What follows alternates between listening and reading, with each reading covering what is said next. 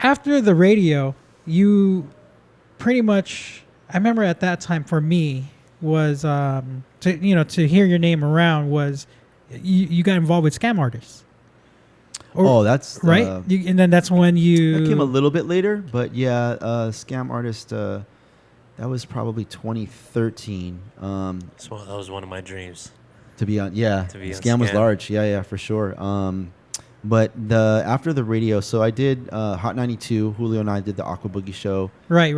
We did that probably until 2003, and then I forget exactly what happened there, but we stopped doing that show, and then a year later, 2004, late into 2004, 93.5 K-Day launched, and they reached out to Julio to be a part of that.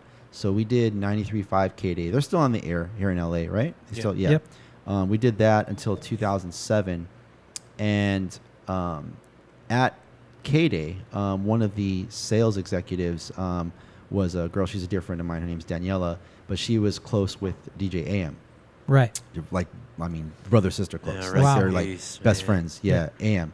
And so she used to talk to him all the time, and they would hang out all the time. And I knew who he was. I'd actually met him a couple times briefly, kind of when he was coming up in the early 2000s. And me and J-Rock did a party one night where it was a private party from Maxim Magazine. And we did kind of like the early part of the night, and then when it turned into like the after party, like the regular club hours, 9, 10 to whatever, prime time, like he was the man. Like that was his residency, and that was at, oh man, it's on Hollywood. It's not around anymore. I forgot the name of the spot. Cinespace. No, it's on La Brea. What was it called?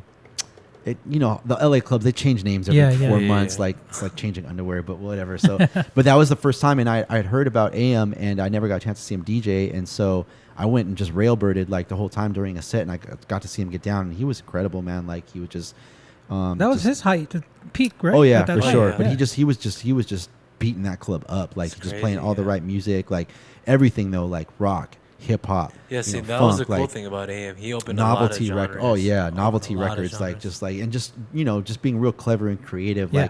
like acapella over mashups like that he was known Yeah. for. So anyhow, when I was working at K-Day, my friend Daniela, our mutual friend, AM was like, "Oh, Melo's at your station." He's like, tell him I said what up, and so I never knew, but AM, like he was tuned in the whole time I was on the beat. Like he used to listen to like all my shows and me and Julio, and so finally Daniela reintroduced us, and we got to talking and we got cool, and my wife, who was my then girlfriend, she was finishing up residency out in Las Vegas. Okay. And so this is like 2005, and AM had just landed his first Vegas residency at the Hard Rock. Wow. So him and I were, we became kind of friends. We became friends, and we used to keep in touch and stuff. And so I would tell him like, "Oh, I'm coming out this weekend." I would go visit my girl like every week, every weekend. And he used to always tell me like, "You got to come check out this club. Like this club is just, it's off the hook. It's jamming. Like it's like nothing you've ever seen. Like come through."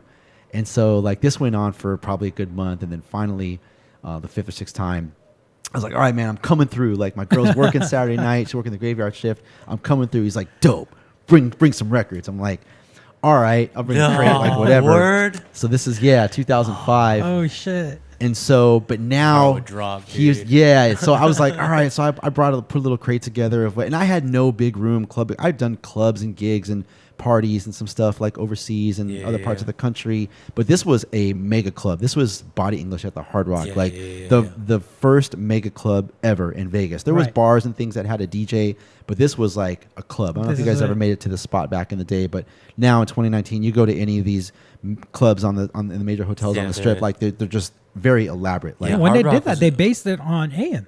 Yeah, Hard Rock was one of the first ones, right? Oh, that was the first one. And then Tao came shortly after that. So and he landed that gig because he was killing it that tough, just out here and just as DJ AM, like he was on that level making that kind of noise. So they brought him in. So sure enough, I bring my crate of records and I show up to the club and we have dinner before and stuff and we're talking music and we're hanging out and I meet the resident DJ. Shout out to the homie Dig Dug. And so we walk up to this club and I'm just like instantly like just wow, just blown away. Like this is bananas. Like they had like the Cairo, like, people screaming, like reacting to records. It was just this energy like that I just never experienced. And I just remember like, man, I still get goosebumps thinking about it. Like it's crazy. But I'm yeah, covered just- in goosebumps right now. oh man, and To be with he AM. so now and they had this really dope DJ booth that was it was nice and spacious, and there was room for like a dozen people. So it was the DJ. It was this setup. The Rain. What is this? The 56. Yeah. Two 1200s, and then where you're sitting, Certs, was the sound and lighting guy. Right. So he was, it's like a Right, Oh, two-man. so they were going back And you're forth. overlooking the whole club. Like The you're whole- up top, and then there's like, there's people partying right here. There's people partying behind you. There's the bar right here. There's the main dance floor is right below you, but they can see you, and there's just 100% absolute, just amazing connection with you in the audience. Energy And, was there. oh man, it was so lit. And so he's on Serato. And Oh, shit. last time I had seen him DJ, he was playing records. Records. Yeah. I had Serato, and I was, I was one of the reluctant ones. I just never wanted to. It's like computer, like, Switch, I was yeah. I was sleeping. Like I slept on Serato for probably a good year, Right. and so this a night, lot of DJs actually did. Yeah. When it barely came out. yeah, I didn't want to touch it. I mean, it was still kind of buggy, but it was there. Like you could use it. Yeah. Yeah. And so this is the first time I've ever heard a DJ on Serato, and he absolutely destroyed it. Oh yeah. Leveled. I bet. I mean, just bodied the He was whole- the first one I saw use cue points.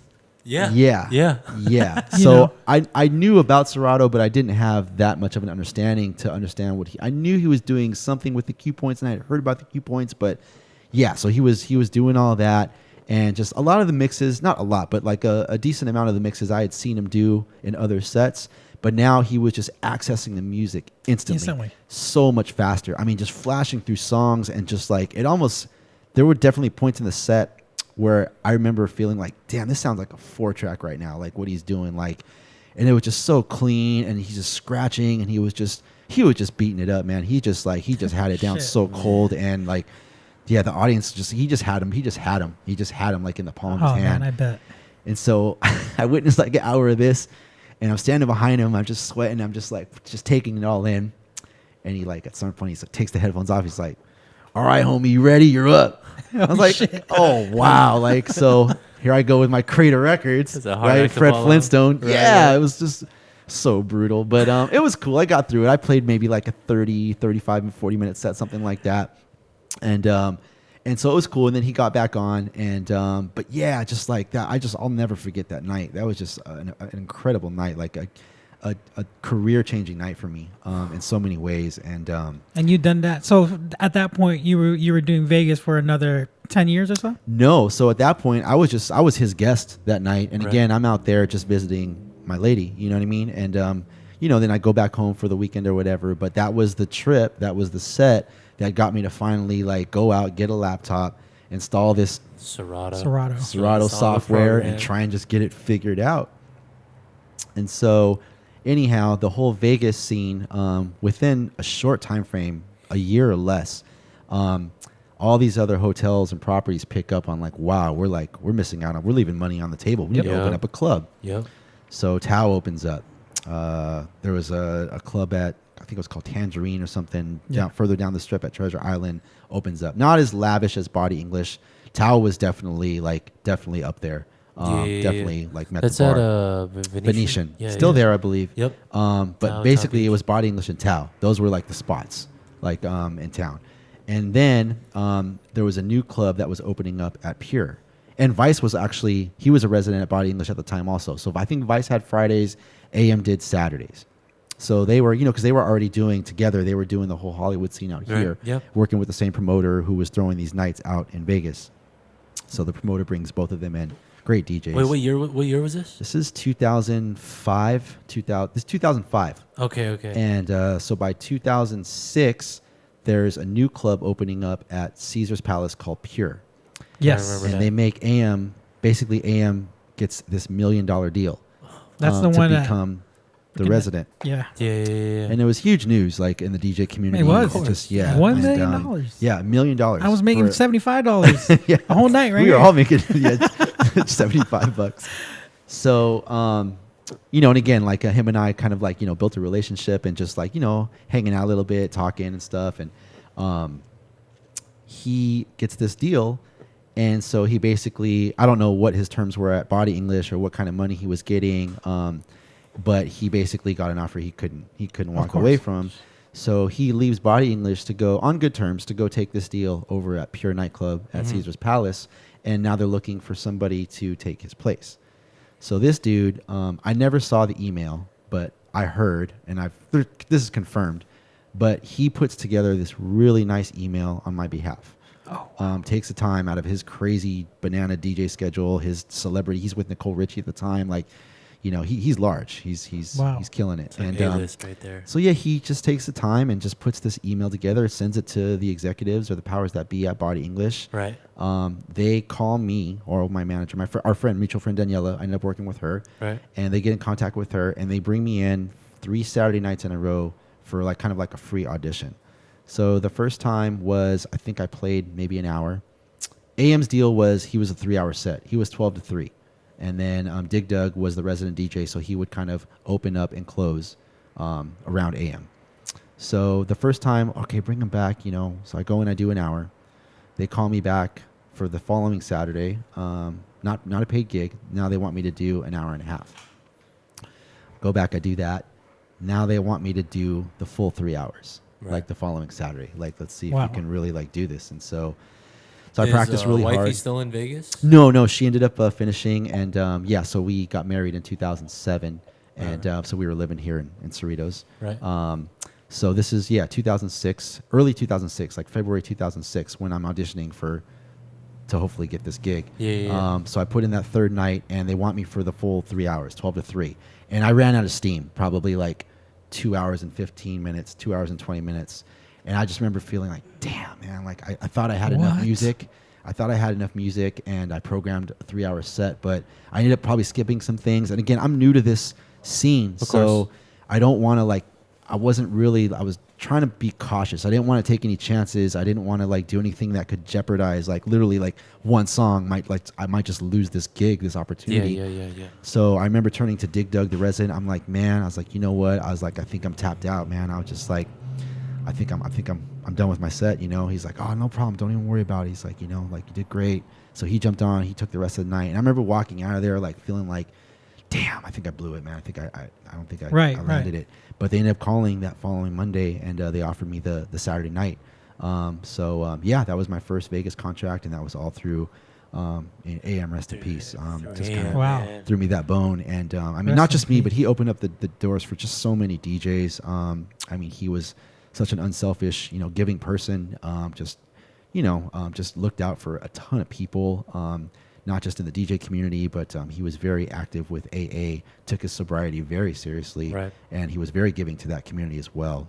Did so much for so many people that needed help, and he was just a good dude, man. And just it's too bad what happened to him. Rest in peace. But that was my first Vegas residency, and I did the Hard Rock from 2006 to 2010.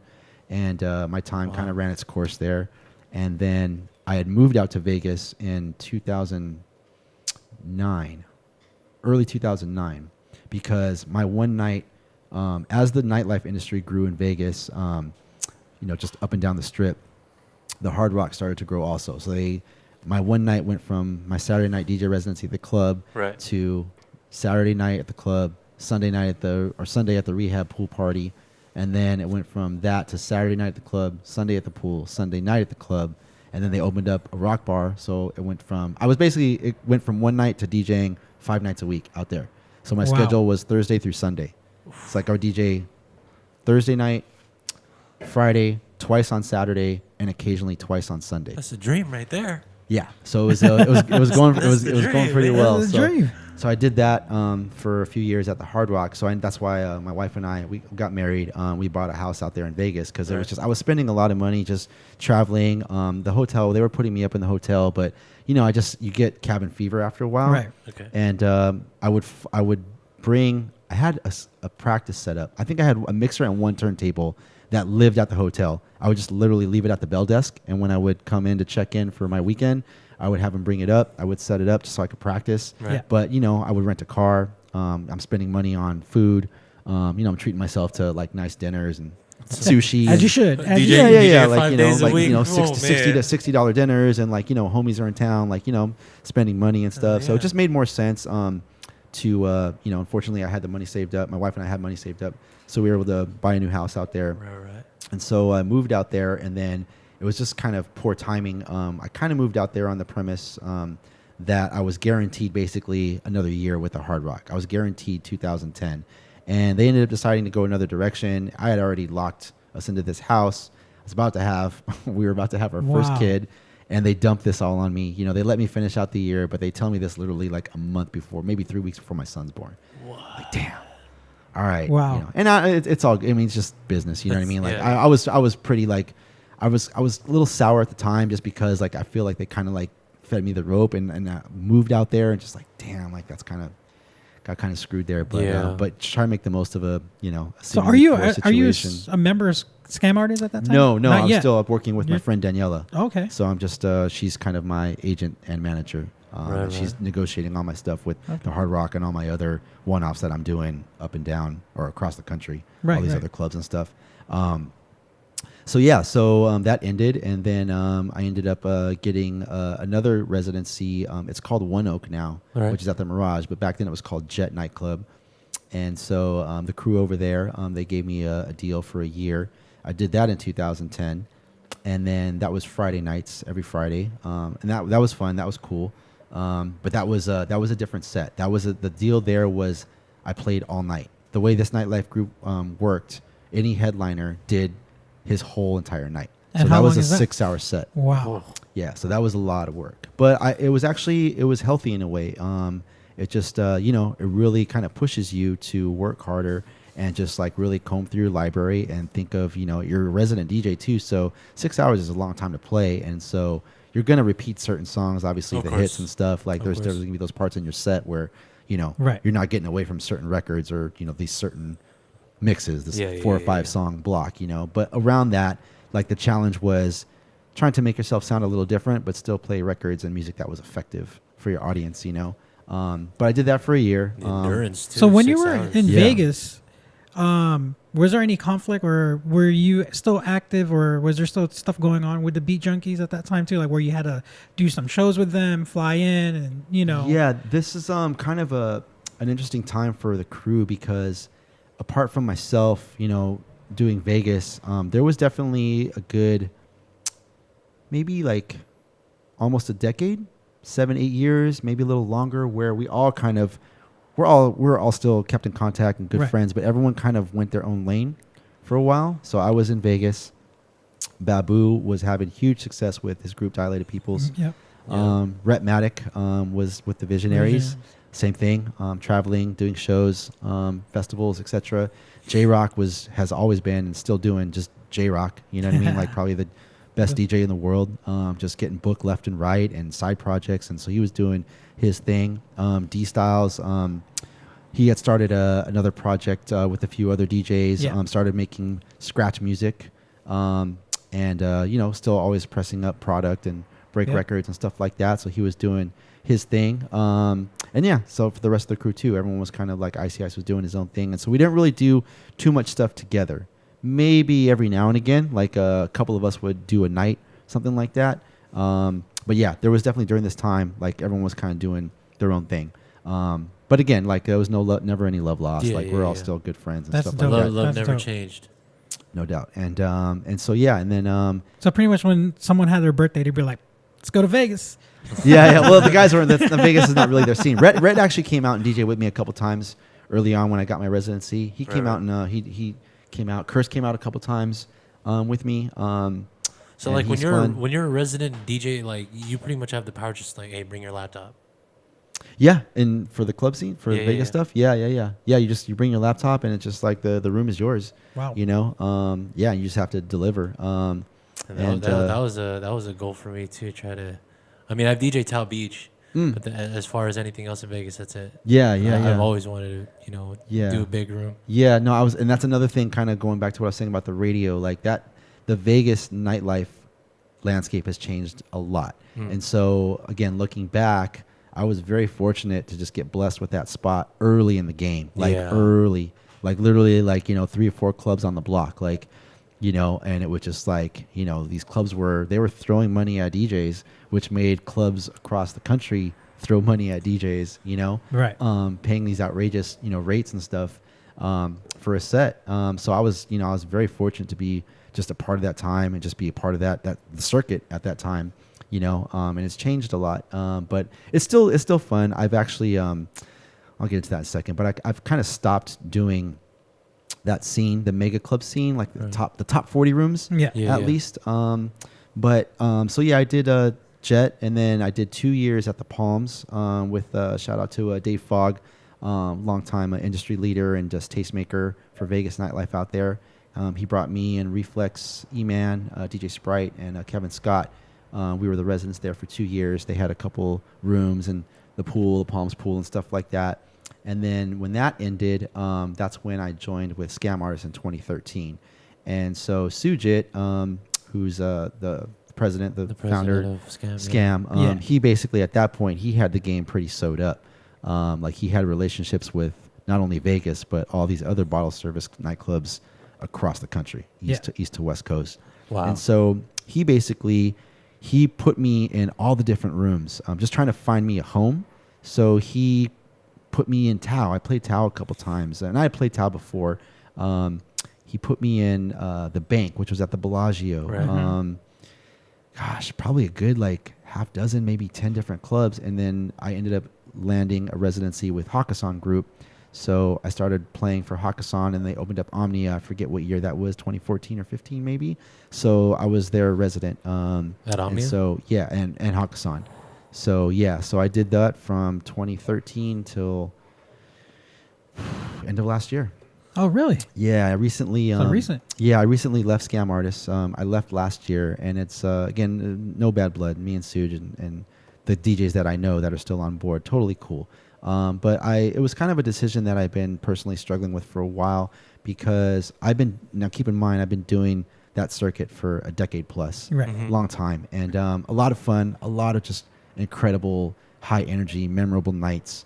And I'm thankful and grateful for that. But it came to a point for me where, when you play those rooms, you know what it is. You played Tao Beach. It's there's room for a little taste making, and 4 for them, 1 for me. You can get away with that. But other than that, I mean, the majority of your night, it's very top 40, very commercial. Which was fine for me. But I just kind of outgrew the music and that sound. Right. And as a DJ, I was losing interest in DJing in one lane for 2 hours. Like I just, and then with the new hip hop and the sound and stuff, like it's cool, but it's not really my thing. You know what I mean? I'm not mad at it, but it basically got to a point where it's like, okay, so like my deal with Hakkasan, I think the first year it was like 16 dates over the course of a year. Right. And then the next year it went up to 20 something dates. And then the year after that, maybe it stayed the same, or maybe they added a date or two. But my schedule was so sporadic. There would be months where I'd have 3 dates. I'd be at Hakkasan twice, and then I'd be at Omnia at the end of the month. And then maybe I wouldn't be back there for another 4 weeks, 5 weeks, and then I'd take on 2 dates or maybe 3 dates. Yeah. So while this is happening to me in terms of my personal interest in music, so I'm having this kind of dichotomy with music where it's like not necessarily into this stuff, but at the same time, this is my job. Yeah. So I'd have these periods where weeks, sometimes a month would go by, and all right, I wouldn't touch the music because I'm not doing a gig like that, right? Yeah. So then I was like, all right, well, I got a gig coming up in Vegas next week. So I just started to kind of dread it, man. Like I just remember feeling like I was behind, like, damn, like I know there's probably some new stuff out. So here I go. I got to jump on, the record tap my nieces, you know what I mean? Like, hey, like what's the new stuff? I wasn't listening to the radio, but yeah, jump on the record pools, check a couple of charts, check Power 106, see what's talk hot. to some other DJs. Hey, what are you guys playing? You know what I mean? And all this work, like for literally like 6 or 7 titles, you know what I mean? That were like, I probably could have been fine without them, but like, you know how it is as a DJ, like you always want to have like the new stuff, like you want to come correct, like you want to deliver for your audience. So it just started to feel like work to me. And then just being in the club, like it just like, I don't know. It came to a point where I just wasn't looking for, and I'm playing at like the Big Dog. I mean, Omnia's sick nightclub, sick, real big, super dope. It's actually the old Pure at Caesar's Palace, and they just renovated it. Right. They expanded the space, super dope. Killer production. I mean, just, everything. Great sound system, good team over there. Took great care of me. Really? Awesome DJ booth. But I just it came to a point I just wasn't into it anymore. I wasn't into it, and so I explained this. That happens, man. That's life. Yeah, I explained this to Sujit. You know what I mean? It's just like, hey, look, you know what I mean? I just I'm at a place in my career now, like as a DJ, as a curator, like I'm just really not. I don't have an interest in doing these gigs anymore. And he totally understood. You know what I mean? I was just like, this is your entire network. You know what I mean? I'm thankful for everything that you've done for me. You know what I mean? But it doesn't make sense for me to be on your roster. I'm taking up a spot for somebody else. You know what I mean? And I'm not even really trying to do these kind of gigs. Right. So we peacefully parted ways. It's all good. He's still my man. I saw him not long afterwards in Vegas and doing a new residency that me and the Beat Junkies got. I'll talk about that in a second. But yeah, so that was kind of my Vegas history and my relationship with Skam Artist. That's dope.